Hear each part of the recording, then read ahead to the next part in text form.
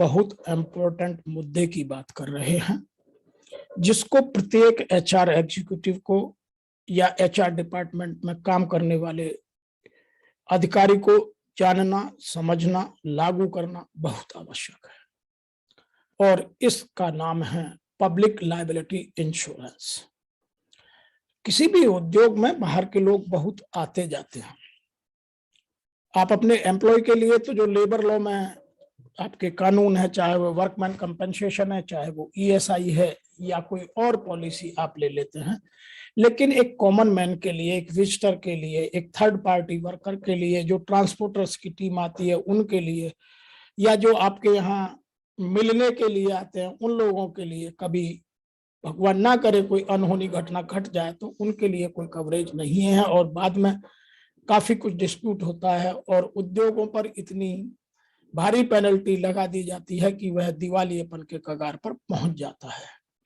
इसीलिए उन सब से बचने के लिए आपको इस पॉलिसी को जानना, इसको समझना, लागू करवाना उद्योग के हित में है।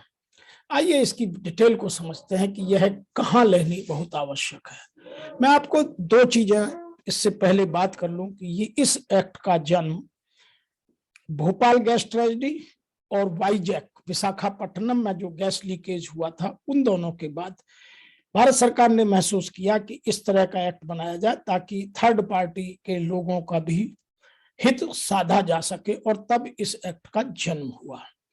तो यह उन उद्योगों के लिए बहुत आवश्यक है जिन उद्योगों में जहां क्लाइंट आते हैं, जो थर्ड पार्टी एम्प्लॉयज हैं वो आते हैं, काम करते हैं, जैसे रियल एस्टेट है, यहाँ प्लम्बर्स आते हैं, इलेक्ट्रिशियंस आते हैं, पेंटर्स आते हैं, उन सब का कोई इंश्योरेंस कहीं से नहीं होता है, उनके लिए ये पॉलिसी है।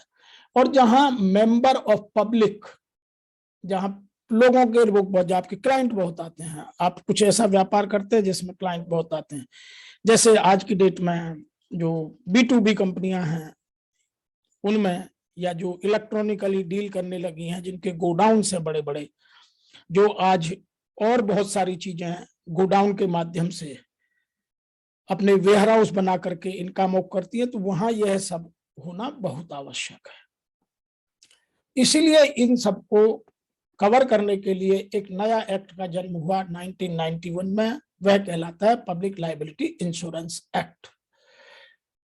इस एक्ट को समझने के लिए हमें पहले इसकी कुछ चीजें जानना, समझना बहुत आवश्यक है। पब्लिक लायबिलिटी इंश्योरेंस एक्ट 1991 में पास हुआ, जिसका प्रमुख उद्देश्य है उन लोगों को डैमेज की पूर्ति करना, क्षतिपूर्ति करना, या उनके हित लाभ को देखना जिनका एक्सीडेंट या इंसिडेंट हैजार्डस प्रोसेस या हैजार्डस केमिकल्स या हैजार्डस सब्सटेंस को डील करते में हो गया। उनका ट्रांसपोर्टेशन हो सकता है, उनका भरने का तरीका हो सकता है, उनको यूज करने का हो सकता है, तो यह उन सब पर लागू होता है। और इसका दूसरा उद्देश्य to save the owner of the production, storage, hazardous and substances from the hefty penalties. Number 1, एक तो ये बहुत बड़ा उद्योग है कि जो हेफ्टी पेनल्टीज लगती है उनसे बचा जा सके। Number 2, this is done to by providing compulsory insurance for third party liability। जो थर्ड पार्टी हैं, जो आपके डायरेक्ट पार्टी नहीं है, जो आपके एम्प्लॉय नहीं है, उनको कवर करता है। As from the name of this act is public liability, यह आम जनता की लाइबिलिटी है, यह उसको पूरा करती है। Number 3, this law requires all enterprises that own have to control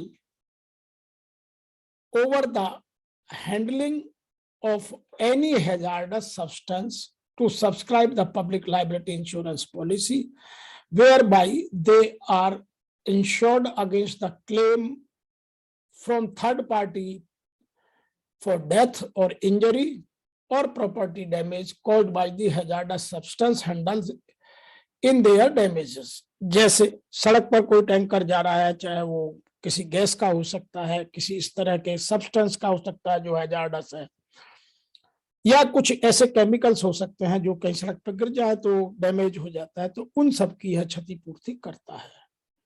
number 4 है the compensation payable under this act is also respect to the company neglect. ये कंपनी की असावधानी हुई या नहीं हुई, यह उस में नहीं पड़ता। यदि किसी को डैमेज हुआ है या किसी को चोट लगी है, एक्सीडेंट हुआ है या किसी की डेथ हुई है, तो यह उनको कवर करता है। Number 5, the victim has also exposed to the hazardous substance used by the industry may file the claim with the district collector और डिस्ट्रिक्ट मजिस्ट्रेट। हम उन रेवेन्यू की डेफिनेशन में जाएं, कुछ जगह डिस्ट्रिक्ट मजिस्ट्रेट कहते हैं, कुछ लोग डिस्ट्रिक्ट कलेक्टर कहते हैं। वह इस एक्सीडेंट की घटना देकर वहां दावा लगाकर यह क्लेम पा सकता है। नंबर 6 है, on receipt of an application the collector after giving notice, पहले कलेक्टर या डीएम जो भी जहां नाम प्रचलित है वह पावर्स का और रेवेन्यू का नाम छोड़ दीजिए, तो वह सबसे पहले नोटिस देगा, फिर या तो खुद जांच करेगा या किसी अपने ऑथोराइज पर्सन से या ऑफिसर से जांच कराएगा और सिद्ध हो जाने पर जो भी क्लेम करेगा उसको दिलवाएगा। नंबर 7 है, public liability insurance act is administered by, यह बहुत जरूरी है। इसको जो एडमिनिस्ट्रेशन करती है वह ministry of environment, forest and climate change करती है। यह आईआरडीए का रूल नहीं है। आप इसको यदि देखेंगे तो यह रिजर्व बैंक ऑफ इंडिया के तहत नहीं आती है। तो इसको जो एडमिनिस्टर करता है इसको ministry of environment, forest and climate change करती है। अब जो इसको क्रिटिक्स हैं, जो इसका कमियों को गिनाते हैं, उनके पॉइंट ऑफ व्यू को समझते हैं। Number 1, the amount under this act as specified scheduled was stipulated nearly 2 decades ago।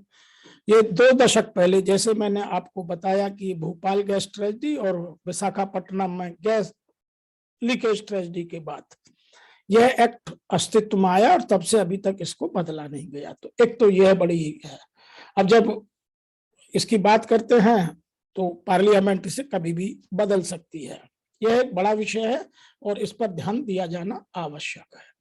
Number 2, resultantly the compensation under this act the meagre and the families of the victims who have died due to the gas leakage have suffered permanently, या जिनको permanent disability हुई या जिनकी death हो गई या जो आज तक बीमार चल रहे हैं, उन सबके लिए बहुत छोटी है। 25,000 रुपए इन केस ऑफ डेथ और 12,500 for reimbursement of medical expenses. This is peanut, ऊंट के मुंह में जीरे वाला काम है, वो लोग ऐसे बोलते हैं। नंबर 3, जो इसके क्रिटिक्स हैं वो कहते हैं कि जहां परमानेंट या पार्शियल डिसेबलमेंट हो गया वहां ये रिलीफ मिलना आज के टाइम में 12,500, दूसरा उससे भी कम जो मेडिकल की प्रोसेस है जो ऑथोराइज फिजिशियन के द्वारा, वो बहुत कम है और इसमें क्रिटिकलिटी इतनी बढ़ा दी गई है कि इसमें टाइम बहुत लगता है।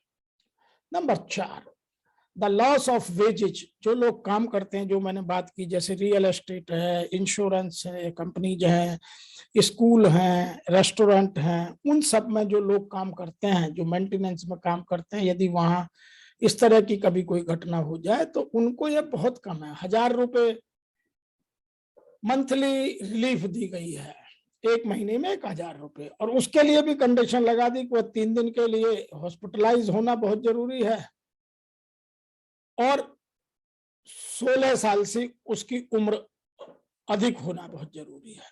तो यह एक बड़ा डिफॉर्मिटी है जिसको ठीक किए जाने के लिए वो अपने पक्ष को रखते हैं। Number 5, any damage to the private property an amount of up to ₹6,000 is payable. कुल 6,000 रुपए प्रॉपर्टी डैमेज में मिलता है, यह बहुत कम है, depending on the actual damage.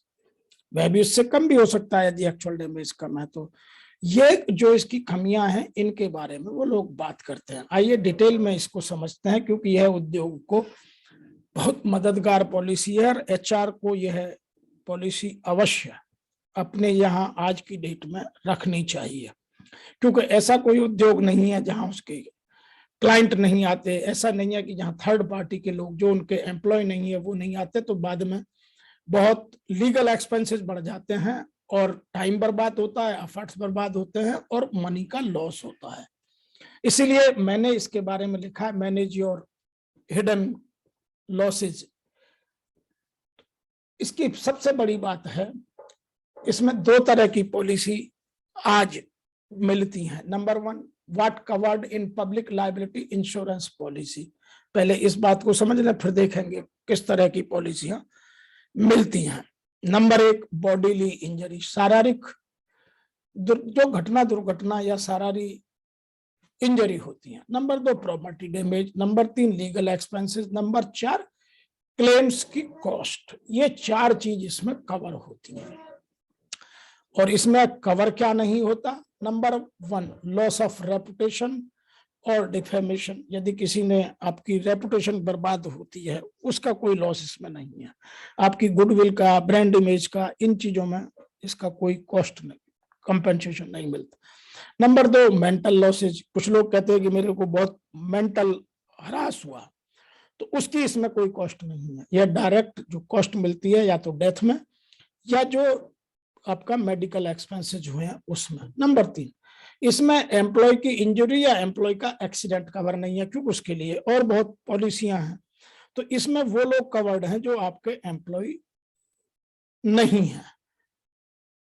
तो इसमें ये तीन चीजें कभी भी नहीं है। लेकिन यहां मैं एक बात अवश्य कह दूं, if you want to more coverage you can go for the general liability insurance. यदि आप अधिक पैसा देना चाहते हैं, अपनी पॉपुलैरिटी, अपने ब्रांड इमेज, अपनी जो आपकी ख्याति मार्केट में है उसको बचाए रखना चाहते हैं, तो आपकी जनरल लायबिलिटी इंश्योरेंस है वो GLI से लेकर के, जिसमें बहुत सारे और रेंज है, जिसमें वेंडर्स, एम्प्लॉइज और बिजनेस ओनर्स, बहुत सारे लोग कवर्ड है, वो ले सकते हैं।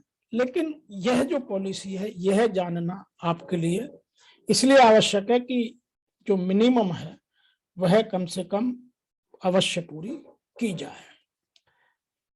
अब ऐसे बिजनेस हैं, जो 5 बिजनेस मैंने छांटे हैं, और बहुत सारे बिजनेस होंगे जिनको ये पॉलिसी अवश्य लेनी चाहिए।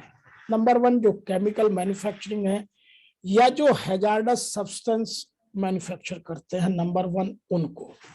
नंबर दो, रेस्टोरेंट, कौन खाना आ जाएगा और कब क्या घटना घट जाएगी, उनको।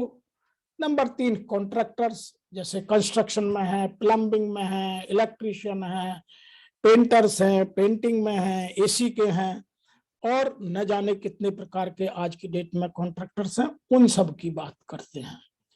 नंबर चार, जो हॉस्पिटल इंडस्ट्री है, उसको लेना बहुत आवश्यक है। उसके यहाँ पेशेंट हो सकते हैं, उसके यहाँ पेशेंट के अटेंडेंट हो सकते हैं, उसके यहाँ जो थर्ड पार्टी मैंने बात की वो कंस्ट्रक्शन के लोग, प्लम्बिंग के, इलेक्ट्रिशियन, पेंटिंग, सब लोग हो सकते हैं, क्योंकि उन पर कुछ और एक्ट कम लागू होते हैं।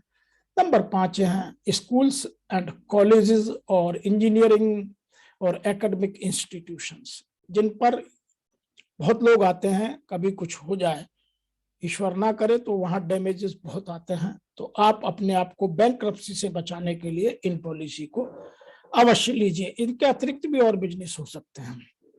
आइए अब अगली बात करते हैं, type of public liability insurance. ये दो तरह के होते हैं। नंबर एक, public liability policy with industrial risk, जो मैन्युफैक्चरिंग यूनिट्स हैं, वेयर हाउसेज हैं, गोडाउन्स हैं। आज की डेट में बहुत सारे गोडाउन बनने लगे हैं, क्योंकि अब ऑनलाइन ट्रेडिंग बहुत बढ़ती जा रही है, तो उन सब में ये रिस्क बहुत बढ़ता जा रहा है। वेयर हाउसेज हैं, मैन्युफैक्चरिंग यूनिट्स हैं, तो इन सबको इंडस्ट्रियल रिस्क वाली पब्लिक लायबिलिटी इंश्योरेंस लेना आवश्यक है। दूसरे वो लोग हैं जहां इंडस्ट्रियल एक्टिविटीज नहीं होती, लेकिन क्राउड आता है, जिनकी जिम्मेवारी उनके ऊपर होती है, उनमें आते हैं स्कूल्स हैं, IT कंपनीज हैं, BPOs हैं, KPOs हैं, ट्रेनिंग सेंटर्स हैं, रेस्टोरेंट्स हैं, हॉस्पिटल्स हैं। ऐसी बहुत सारी हैं जो नॉन मैन्युफैक्चरिंग बिजनेस करते हैं, लेकिन उनके यहाँ या तो थर्ड पार्टी वर्कर्स या पब्लिक एट लार्ज बहुत लोग आते जाते हैं, तो वो इन पॉलिसी को ले सकते हैं। अब बात करते हैं इसके बारे में 5 मिथ हैं। लोग बाग इस पॉलिसी को क्यों नहीं लेते हैं, वो इन मिथों में जिंदा रहते हैं, उनके दिमाग में ये मिथ्स नहीं निकल पा रहे हैं। Number 1, it is mandatory two by the insurance cover. यह मैंडेटरी है, नहीं, दिस इज बाय चॉइस। आप लेना चाहें लीजिए, नहीं लेना चाहे तो गवर्नमेंट जो फिक्स करेगी अपनी पॉकेट से दीजिएगा। तो लेने में यह फायदा है कि आप अपने रिस्क को, अपनी कॉस्ट को कंट्रोल कर रहे हैं। जो आपकी ऑपरेटिंग कॉस्ट है उसको आप कंट्रोल कर रहे हैं। Number 2, you can just shut down the business if you get sued. जो बहुत छोटे लोग हैं, जो एसएमईज हैं, जो स्मॉल स्केल पे बिजनेस, उनको बहुत सारे लोग ये सलाह दे देते हैं कि जब कभी ऐसी लायबिलिटी आए तो बिजनेस बंद करके भाग जाना, आप बच जाएंगे। नहीं, यदि एक बार लायबिलिटी आ गई तो जो आपकी पर्सनल प्रॉपर्टी है वो उसके साथ अटैच होती है इस केस में, और आपको वो बेचकर भी वसूली की जा सकती है। इसीलिए इसको दिमाग से निकाल दीजिए। और छोटे एम्प्लॉयर के लिए तो यह सोने का अंडा देने वाली मुर्गी के समान है कि आपके बिजनेस में कब क्या हो जाएगा। इसलिए, और उसकी कॉस्ट बहुत ज्यादा नहीं आती है, इसलिए उनको यह लेनी बहुत आवश्यक हो जाती है। नंबर 3 पर, public liability insurance cover the financial losses, कि ये फाइनेंशियल लॉसेस को कवर करता नहीं है। फाइनेंशियल लॉस किसको कितना हुआ उसको नहीं, ये केवल 2 चीजों को कवर करता है। नंबर 1 बॉडी इंजरी और नंबर 2 डेथ। नंबर 3 जो प्रॉपर्टी डैमेज है वो, बस इसके अतिरिक्त यह कोई और फाइनेंशियल लॉस को कवर नहीं करता। Number 4, cover is provided for professional services and advice। नहीं, ऐसा नहीं है, यह सबको कवर करता है, लीजिएगा। नंबर 5वां मिथ है, you will need new insurance for every new contract. नहीं, एक बार आपने ले ली तो उसमें आप नंबर फिक्स करते हैं और पीरियड फिक्स करते हैं। उतने दिन में जो लोग आएंगे उतने नंबर तक के आपको नाम देने हैं, आप उतने लोग उसमें कवर्ड कर सकते हैं। यदि आपने नहीं दिया कि मेरे लोग इतने इस तरीके से आते हैं, जिस कॉन्ट्रैक्ट से आते हैं, तो वो नए लोग कवर नहीं हो सकते। इसीलिए यह भी एक मिथ है कि जितने मैं कॉन्ट्रैक्ट दूंगा हर नए कॉन्ट्रैक्ट के लिए पॉलिसी होगी। जैसे जो रियल एस्टेट में ये बड़ी प्रॉब्लम आती है, या जो आज एकेडमिक इंस्टीट्यूशंस हैं, स्कूल्स हैं, उनमें बहुत सारे कॉन्ट्रैक्ट काम करते हैं। ऐसा नहीं है कि हर कॉन्ट्रैक्ट के लिए लेनी पड़ेगी, नहीं, आप एक लीजिए, उन सब में उसको मर्ज कर दीजिए। तो ये मिथ्स के बाहर आइए, अपनी जानकारी को पूरी कीजिए। मैं और मेरी संस्था वीके डायनामिक लीडरशिप सेंटर, यह पूरी लेबर लॉज की जानकारी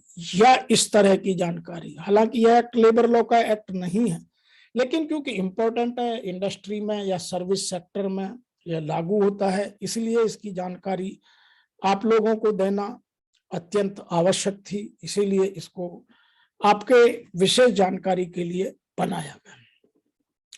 अब बात करते हैं कि इस तरह के एक्ट के अतिरिक्त एक एक्ट की बात हम करते हैं जिसमें बात होती है ऑक्यूपायर की। तो ऑक्यूपायर इन चीजों से भाग नहीं सकता, क्योंकि इन चीजों में जो ऑक्यूपायर आप डिक्लेयर करते हैं या जो डायरेक्टर आप अपॉइंट करते हैं, जो लायबिलिटी है ओनर की है, वह इसके लिए जिम्मेवार होता है और उस सब पर यह लागू होती है। हम शीघ्र एक ऐसा वीडियो बना रहे हैं जिसमें जो ऑक्यूपायर है, टाइटल हमने दिया है ऑक्यूपायर हाजिर हो। अवश्य देखिएगा। आपका मेरे इस वीडियो को देखने का, अपनी जानकारी बढ़ाने का, अपने यहाँ अपने रिस्क को कैलकुलेटेड करने का, अपने बिजनेस को इंश्योर करने का, आम पब्लिक की केयर करने का, मेरे इस वीडियो को देखने का और सब्सक्राइब करने का बहुत